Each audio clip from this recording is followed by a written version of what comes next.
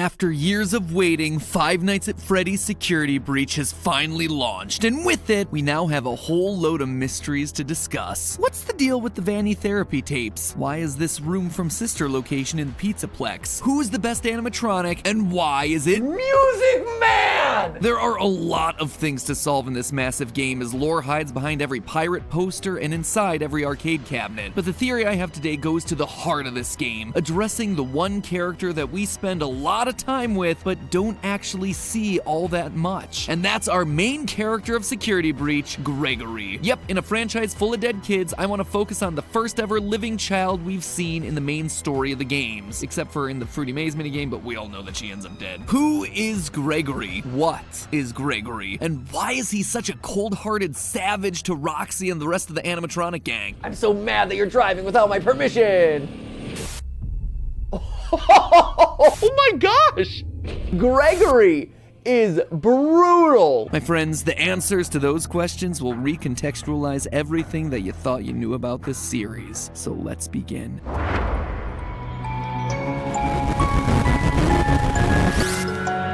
Hello, Internet! Welcome to Game Theory, the show that can't help but stuff its face with FNaF lore like Chica stuffs her face with pizza and garbage. I guess at this point it kind of applies to us too. Anyway, if you want to stuff your YouTube feed with FNaF videos, then hit that subscribe button right now, because today starts what I expect to be a 3-part series into the many unsolved mysteries of Security Breach. I mean, on the surface, the game seems pretty self-explanatory, right? Survive being trapped in a mall for one night. Looks like the new team forgot to read the title of the franchise. But that's nothing. That's easy. Once you start looking into secret rooms, secret tapes, secret endings, secret minigames, and actually bother to read all the emails and item descriptions, you learn that there is a lot more here. Stuff that looks both backwards at the series that came before and forwards into what is coming next. Stuff that, quite frankly, I'm still working on piecing together. This is a big game with lots of places to hide things. But today, I want to focus on a mystery that I do feel like I have a pretty solid handle on. The relationship between Gregory and Glamrock Freddy. What's the deal with this random kid, and why is a killer animatronic suddenly trying to help him? Like, seriously, the game kicks off with this incredible cutscene. Everyone is living their best 80s-tastic lives on stage before Freddy suddenly glitches out and smash cut to Gregory just being there, I guess. It is one of the weirdest, most jarring intros to a game ever. And then from that point forward, we're just expected to assume that everything is perfectly normal, no explanations necessary. So I'm here to give you that explanation,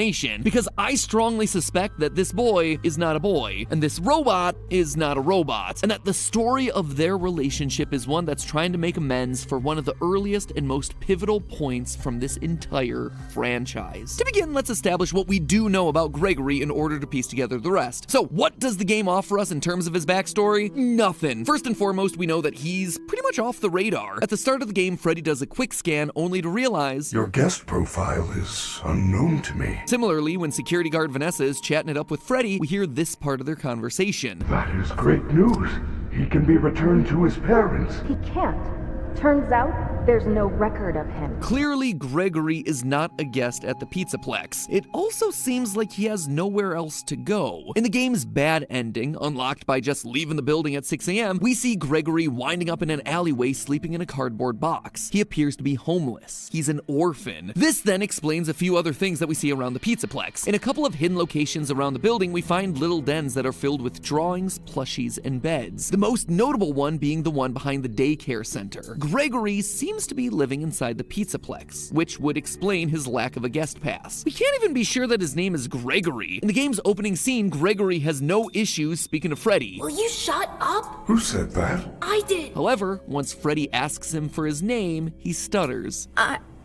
I'm Gregory. Why would he stutter on his name when he was clearly fine answering everything else just seconds before? So, what? Is that it? Gregory's just some homeless kid that sets up shop in the Pizzaplex and happens to get wrapped up in Afton and Vanny's plans? Yeah, right. Of course not. Nothing in this franchise is ever an accident. Take a look at Gregory here. Notice anything familiar? Dark eyes, brown hair with a piece fallen between his eyes, shorts, a shirt with 2 stripes across the middle. Ladies and gentlemen, Gregory is none other than the crying child. Don't believe me? Early on on, we get this weird moment when Freddy suddenly stops what he's doing and says this. I feel you are broken. We all know that the language in this franchise is never chosen by accident. Everything is meticulously crafted, so is it a coincidence then that the word broken is only used one other time in the FNaF series to describe a child? That iconic FNaF 4 clip with crying child and golden Fredbear, "You're broken, we're still your friends. I will put you back together." The fact that both crying child and Gregory look alike and are considered to be broken screams of a connection existing between these two. Him being the crying child would also explain why he has nowhere else to go. His dad is an undead zombie living inside a yellow bunny suit, and his mom is MIA. There's also lines like this. Your parents want you to follow me.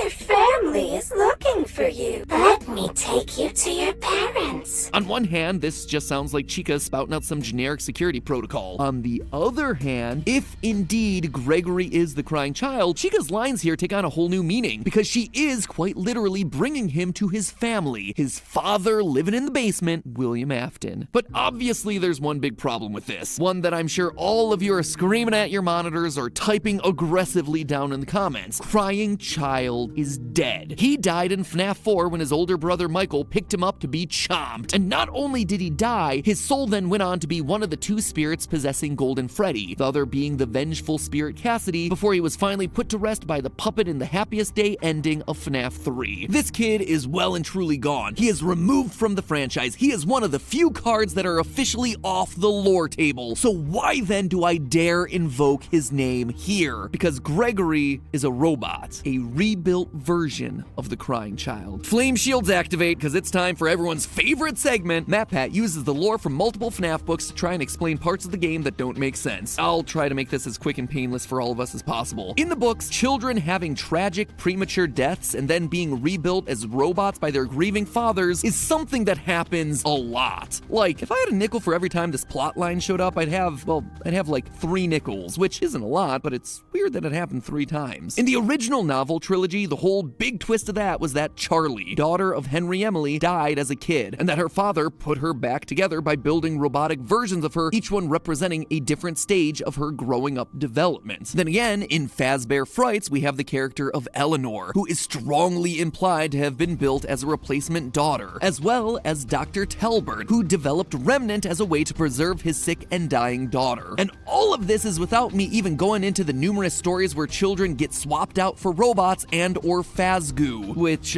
once it has your DNA, basically creates a clone of you. If that's the future of the franchise, we're going down some weird paths, my friends. Anyway, to summarize, there's evidence in the wider canon that FNaF 4's lines about the crying child being broken and needing to be put back together were meant to be much more literal than any of us first suspected. But we don't even have to go that far. Within Security Breach itself, there is plenty of evidence to suggest that Gregory isn't exactly what he seems. When Vanny spots you and starts to get closer, your vision gets a CRT effect, basically the horizontal lines that old TV monitors used to get. And it's worth remembering that since this is a first-person game, that is representing your vision. So why are your eyes suddenly behaving like cameras on the fritz? Unless, you know, they are cameras on the fritz. Later in the game, once we defeat Roxanne Wolf, we can take out her eyes and upgrade Freddy. Our Fazwatch tells us that, quote, Roxy sees things differently than others. Sometimes she'll stare and talk to the other bots through walls. She's able to see things that others can't, which allows us to see collectibles like secret CDs. In a way, she has a sort of X-ray vision, which is why when you first install him into Freddy, his comment really stands out. How are your new eyes? I am having a hard time adjusting. You look different to me.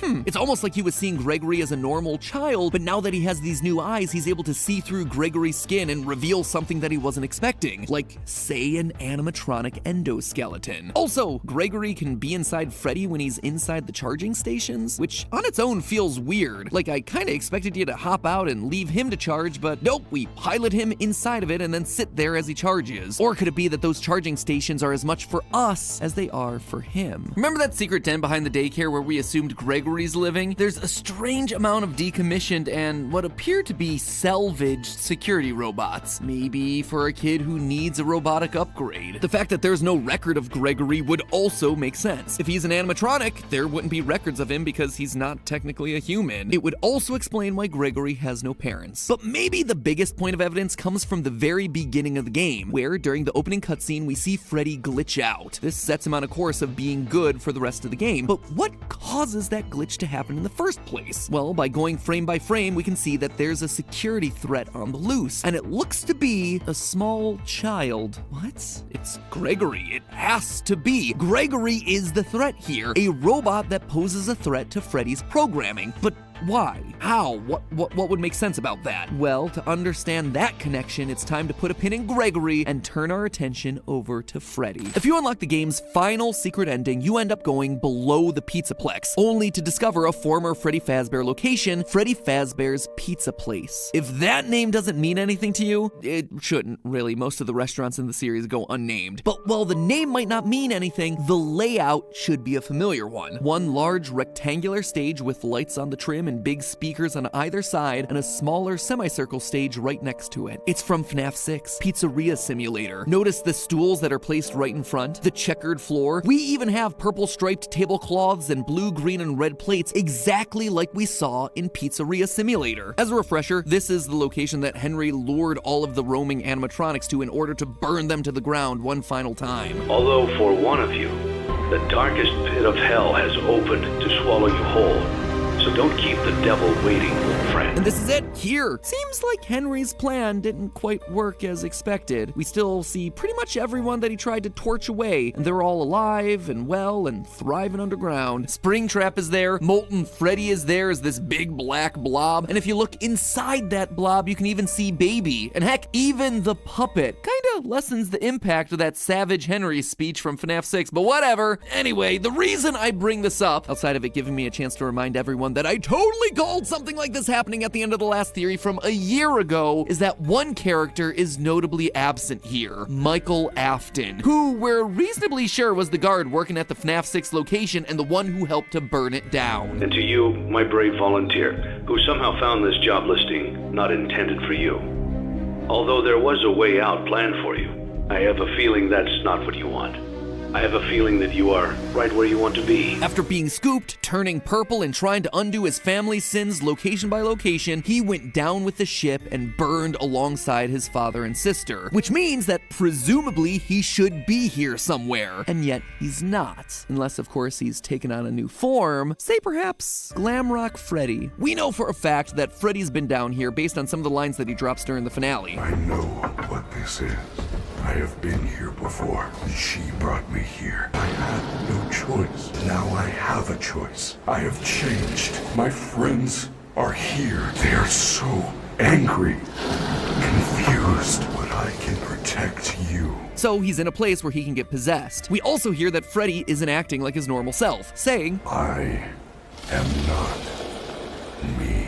And in yet another ending, the fire ending, Freddy is more than prepared to set the place ablaze, much like Michael Afton did to Fazbear Frights at the end of FNaF 3. I guess old habits die hard. And nothing says that clearer than the replica of Mike's room from Sister Location that's hiding inside the Pizzaplex. Yeah, for those of you who don't know, hidden inside the mall is the exact replica of Mike's living room from Sister Location, down to the TV, lamp, and basket of exotic butters. Exotic butters. Exotic. But here's the kicker. Over on Mike's wall is a coded message, one that was solved through an incredible team effort from Dawko and the rest of the FNaF subreddit. It reads as follows, quote, "Break and mend, I built the breath. They hunt now, drawn to life. Not real, still me. And frit and fraught with thought and zest, and guessed no blunt woes. Dodge, duck, flash, shoot, crawl, run, crush the vile band. Cry not, try not, do not hold out hope. Your life, your aim will save those with soul." I feel like this is some sort of a poetry reading. Snaps, everyone. Snaps. Snaps.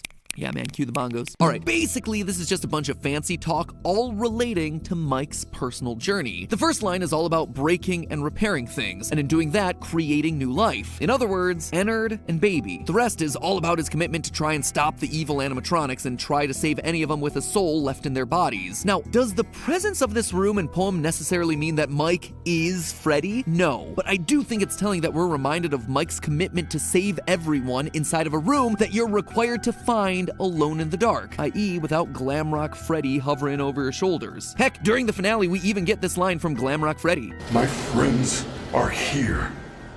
They are so angry, confused. He's talking about Molten Freddy, the spirits trapped inside of the blob. It's very possible that those were indeed his friends captured and killed back in the day. Maybe William himself struck back against the kids that had bullied his youngest son, and now some of their spirits are trapped below the surface as part of the blob in this abandoned restaurant. Or maybe that's why Gregory is so brutal to all of these animatronics at the end of each boss battle. They killed him back in 1983, and now it's his turn to show the bullies no mercy by launching a go-kart at their face and ripping out their eyeballs. And meanwhile, Freddy is sad because they are quite literally his friends from when they were alive. But to me, honestly, the biggest connection points between Mike and Glamrock Freddy are thematic. Their narrative. Mike has been moving to location after location to try and undo his father's horrible work. This would just be a continuation of that story, as both Aftons return post-fire. And more importantly, it also completes the arc of the crying child and his older brother. Since accidentally killing his brother in FNaF 4, Michael's been trying to make amends. This would be quite literally their grand reunion. An older brother finally able to protect and defend his younger sibling in a way that he failed to earlier in their lives. This is also why Freddy's programming would glitch out after he encounters Gregory in the opening cutscene. The soul of Mike, buried deep in Freddy's code, comes through upon sensing his brother again. It hotwires the system so that Michael Afton, in the body of Freddy, can defend his kid brother. And the Afton story doesn't stop there either. In part of the Pizzaplex, we find a family dinner scene made up of decommissioned staff robots. A father, a mother that kind of looks like Ballora, a daughter with rosy cheeks and orange pigtails, a son, and one with its head missing. The child whose head was bitten off in 1983. This is very clearly the Afton family. There is no doubt about that. The story continues in this game. In fact, I expect that's why the Save Vanny ending here is so important. If you manage to find and complete all the Princess Quest arcade cabinets hidden throughout the Pizzaplex, you get an ending where we are able to save Vanny from the control of Glitch Trap. This is something that we predicted would be possible literally a year ago in a theory, but I bring this up not to pat myself on the back, but rather to call out the final moment of this ending, where we see Gregory, Freddy, and Vanny all sitting together on a hill. A hill that I should point out is oddly reminiscent of the FNaF 6 Gravestone Hill. It feels meaningful, like all these characters have some sort of history. Why would Vanny be there otherwise? Unless this is meant to be the crying child, Michael, and maybe even Elizabeth, the Afton children, the three kids who literally had their lives stolen by the evil deeds of their father, finally reunited, finally able to share a moment of peace on this hill. After all, Vanessa does have green eyes and blonde hair, just like someone else that we know from the series, but that's probably a theory that's best saved for another day. Long story short here, Gregory isn't just any kid. He's not just the crying child either. He's the rebuilt version of the crying child, an animatronic designed to fill the void left by the death of Afton's youngest son, literally put back together piece by piece. And Mike, meanwhile, is also back, glammed out this time, continuing to make amends for his past by reuniting with the brother that he accidentally killed as a kid and protecting him in a way that he never could before. Which then leaves us with a question: who's Vanny? How does she fit into all this? Why does she fit into all this? And why does Robot Gregory glitch out each and every time she gets close? That, my theorists, will have to wait for the next episode, because this episode's running long and honestly I need more time to think through the answers. So in the meantime, theorists, remember, hit that subscribe button so you don't miss how all these clues fit together. You're not going to want to miss that next episode, mostly because, you know, if you do, the FNaF lore will no longer make any sense to you whatsoever. Plus, hitting the subscribe button's free, and let's be honest, at this point you owe it to yourself to see how it all plays out. But for now, remember, it's all just a theory. A game theory! Thanks for watching.